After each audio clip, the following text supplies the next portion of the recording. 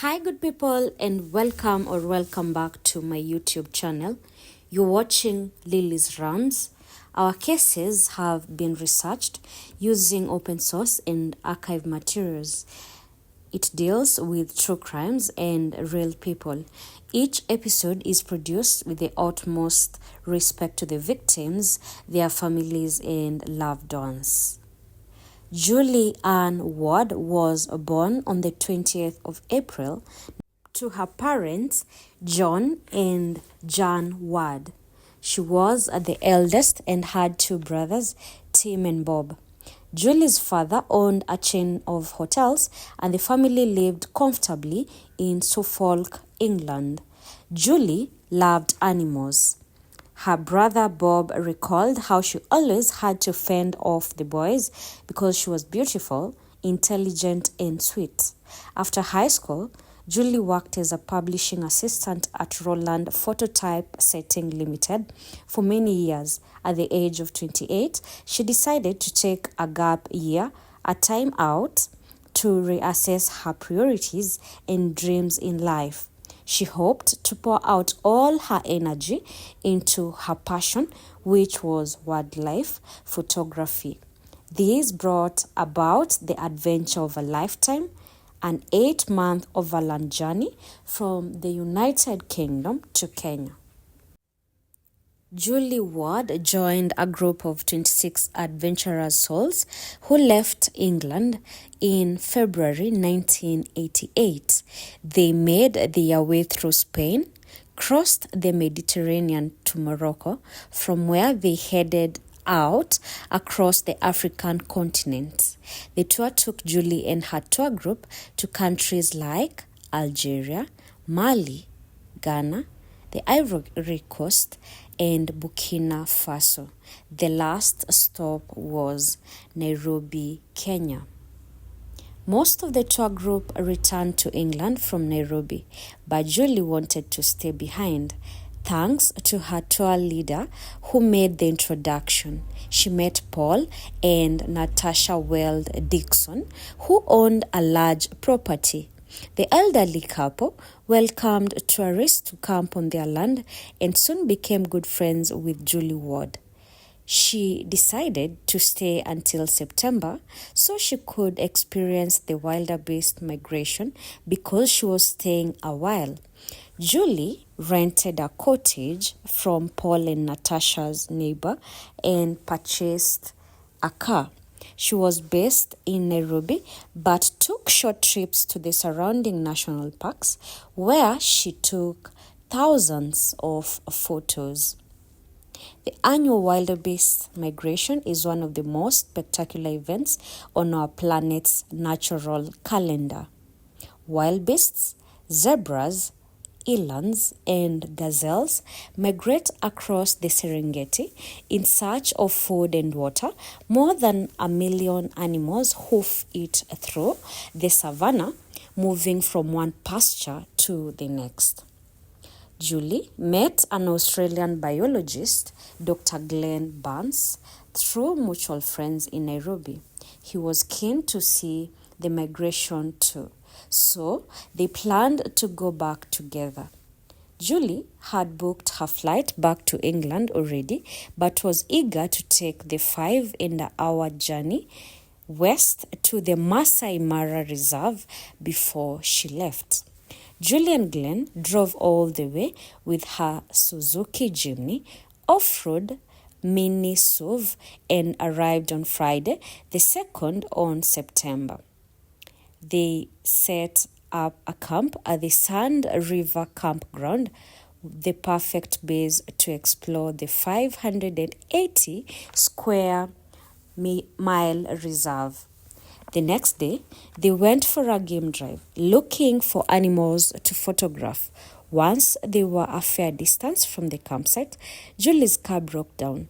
They had only just arrived the day before, and it was rather frustrating. They did not have too much time to waste because Julie was due to return to the UK in a week. Also, Glenn needed to get back, seeing as he had to attend a conference at the National Museum on the coming Monday. A safari tour operator, Steve Watson, spotted Glenn and Julie and offered help. He towed Julie's car to the nearby Serena Lodge and contacted a local mechanic. As it turned out, the fuel pump needed to be replaced. Glenn and Julie weren't going anywhere soon. They were stuck in the Mara.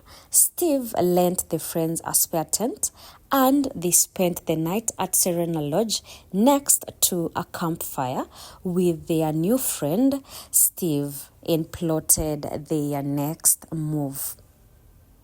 After much deliberation, they decided that Glenn would return to Nairobi by plane to still attend his conference. He would take the fuel pump with him and send a new one as soon as he got to the city. Julie would stay behind and drive back once her car was fixed. Both Glenn and Julie felt safe in Kenya. They knew the customs and pitfalls and never considered this to be a risky decision. Besides, Steve was there to lend a hand in case Julie needed anything.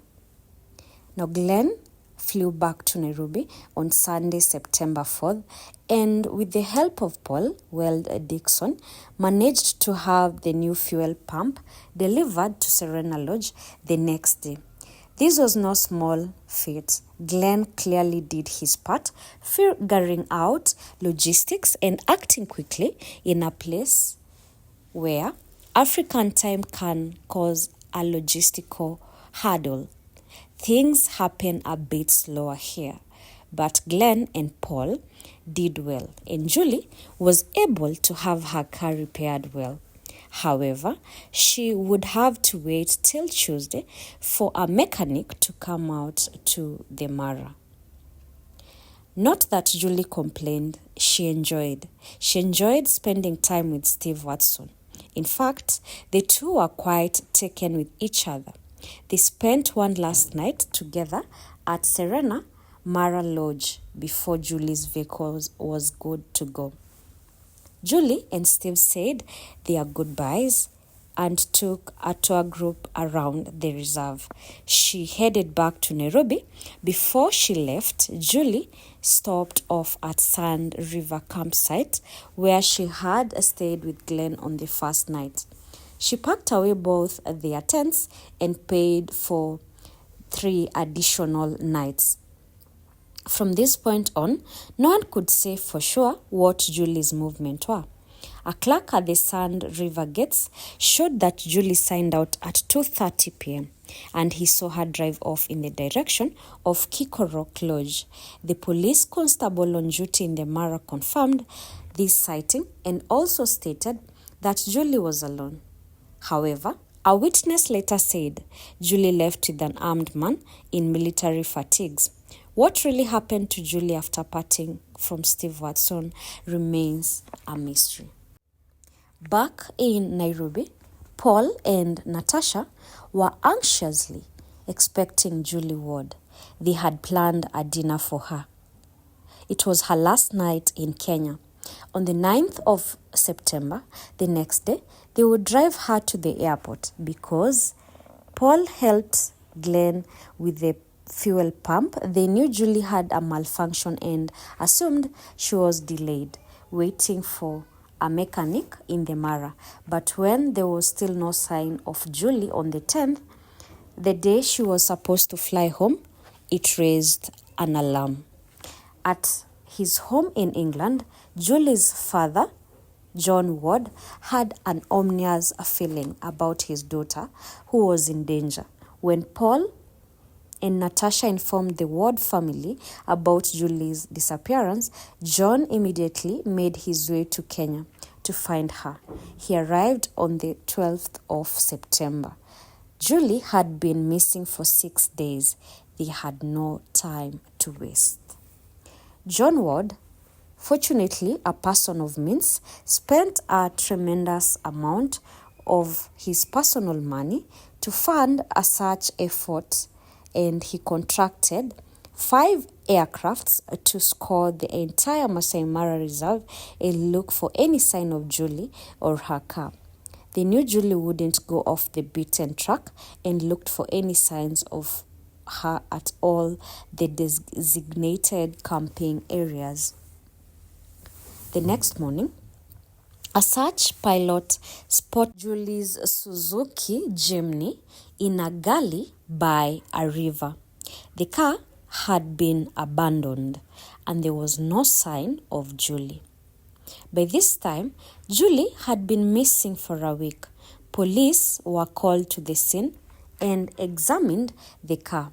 They removed some items to keep as evidence: a map, 2 bottles of beer, a pair of binoculars, and some other personal items. Everything was taken to the Sand River Police Post for safekeeping. The location was a strange place to leave the car, as it was off the road and heading into a river.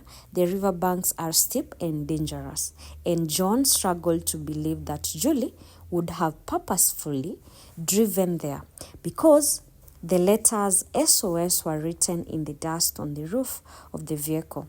The assumption was that it had broken down again and that Julie had left on foot to go and find help. On the same day, Julie's car was recovered. Chief Game Warden Simon Olemakala came upon a burnt-out campfire at Oseropia near the Olaimutiek Gate. He informed the searchers that he discovered human remains, and John Ward rushed to the site. In the ashes of the fire pit, he saw a human leg, a piece of a human jaw, and a lock of hair, and instinctively knew it had to be her daughter, Julie Ward. John Ward recalls finding the fire pit. The fire pit was about 4 feet in diameter. In it, there was a mug, some burnt sunglasses, and film cassettes. Even though I knew it had to be Julie, I wanted to go through the ashes to see if there was something I could find and identify. The odor was one of burnt flesh. The fire itself was black and oily, and I could find nothing about Julie that I could identify, Julie Ward said. Sand River Police were called to the scene. It was a puzzling scene with very little evidence. For starters, there was no blood anywhere. There was no signs of a struggle, and there was a faint smell of gas. The pathologist confirmed that the remains were Julie's. A month after her leg and jaw were found, Julie's skull surfaced in the bushes near the fire pit where the other parts were burnt. On the 15th of September, police pathologist Dr. Adele Shaker concluded that Julie was murdered. Julie's death was no accident. It was a homicide. Her leg had been severed with a sharp blade, and there was an attempt to burn the limb after it had been removed. John Ward took his daughter's severed leg back to England to have it re-examined. 2 separate British pathologists agreed with the first examination. They stated that Julie's leg had been removed with a sharp blade like a panga, then drenched in petrol before it was set on fire. In April of 1989, Kenyan Police Superintendent Mushiri Wanjao informed John Ward that they couldn't exclude the possibility that Julie took her own life and that animals destroyed her remains. Wanjao believed that she attempted to hack herself to death with a panga, and when she failed, she set herself on fire. This became the official stance of police headquarters in Nairobi. Even though it didn't really sound plausible, John Ward's reaction to this showed his frustration. He was yet to get justice for his daughter. Cambridge University Professor Austin Gresham gave evidence proving that from injuries on the jaw and skull, it was obvious that Julie had been decapitated from behind with a sharp blade. They concluded that Julie was murdered by a person or persons unknown. In 1992, detectives identified 2 suspects, and Kenyan authorities were pressured into pressing murder charges. The suspects were Peter Kipin and Jonah Magiroi, who are both park rangers at Masai Mara, where Julie Ward died. They were the only 2 rangers on duty in that part of the Mara on the day Julie was last seen. A battery from Julie's camera and a strand of her hair proved that she was at the gate post. The question was, what happened to her after that? The investigators proved that Julie's name on the sign-out sheet at Sand River Gate post was forged. During Kipin and Magiroi's trial, there was a strange twist of events. The clerk who was on duty and the constable who corroborated his testimony was placed under suspicion. Confusion took over the courtroom. Who was actually on trial? The 2 rangers, Peter Kipin and Jonah Magiroi, or the clerk and the cop, David Nchoko, and Gerard Karori in the end. Everyone was acquitted due to lack of evidence. This did not surprise John Ward, as he never thought any of these men had killed Julie. During the trial, the judge recommended an investigation into Chief Game Warden's involvement, Simon Ole Makala. It was Ole Makala's action during the search for Julie that made him appear suspicious. Makala did not take part in the search for Julie, nor did he order any of his 111 rangers to assist John Ward in the search for Julie. In addition to that, Makala also arrived at the scene where Julie's car was found after police had been there. Yet in court, he testified about the items he saw in Julie's car: a map, 2 bottles of beer, a pair of binoculars, all of which had been removed by the time he got there. The judge said that he believed Makala had previous knowledge of the murder and therefore needed to be investigated.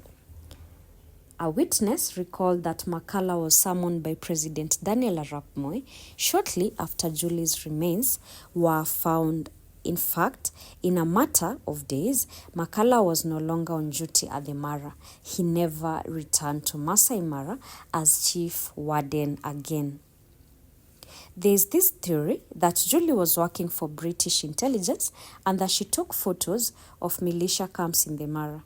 Another theory is that she had witnessed something that she should not have, or perhaps she unintentionally captured illegal activity while taking photos of animals, which explains why her camera had been destroyed when her remains were discovered. John Ward's investigation tied up all the information uncovered by Scotland Yard. Everything he learned took him straight to the highest-ranking politicians. He believed the government tried to cover up Julie's murder. In September 1995, Valentine Kodipo was interviewed by the UK Daily Mail. By this time, he was living in exile and openly talked about witnessing Julie's murder. He claimed that it was the president's eldest son who ordered Julie's murder after raping her. Jonathan Moi denied the allegations and claimed he had never entered Masai Mara and denied knowing Julie Ward. And he said that he only learned about Julie Ward's death in the news. Later, Makala was charged with Julie's murder because of his actions in the days following Julie's disappearance on the 16th of September 1999. Makala was found not guilty because of lack of evidence. John Ward also didn't believe McCullough was the man who had killed his daughter. In 2004, a British inquest ruled that without a doubt, Julie's death was an unlawful killing and no animals were involved in her death, and she also did not end her own life. When John Ward was back in England, John received an anonymous letter from a former employee at Kikorok Lodge, the woman who had worked at the lodge in September 1988 at the time of Julie's death. The woman said she saw what looked like highest members of the government in a guest house. She later claimed that she saw 3 men dragging a white woman from a Land Rover into the house. Another informant indicated that a man named Ibrahim Choge, who had been a close friend of Jonathan Moi for years, in fact, he was married to Jonathan's sister, so they were family. Ibrahim was also Jonathan's navigator when he completed in his rallies. But after September 1988, after Julie Ward's death, Ibrahim distanced himself from Jonathan, and according to an anonymous informant, Ibrahim desperately tried to intervene when Jonathan forced himself on Julie Ward. What followed caused Ibrahim to quit his job. Ibrahim had planned to expose Jonathan for the acts. 10 years later, after being estranged, Ibrahim died in a road accident. His family believed that the car accident had been staged. Jonathan Moi, the president's son, who was fondly known as JT, was an avid rally car driver. He passed away in April 2019 after suffering from pancreatic cancer. He denied his involvement with Julie Ward to the end. His father, former President Daniel Arap Moi, passed a couple of months later in February 2020. After seeking for his daughter's justice for 35 years, Julie's father, John Ward, died on June 7th, while Julie's mother, Jan Ward, died on May 25, 2023. Her 2 brothers, Tim and Bob, have taken up the fight for her justice after their parents died days apart. We hope that Julie Ward finally gets justice that she deserves.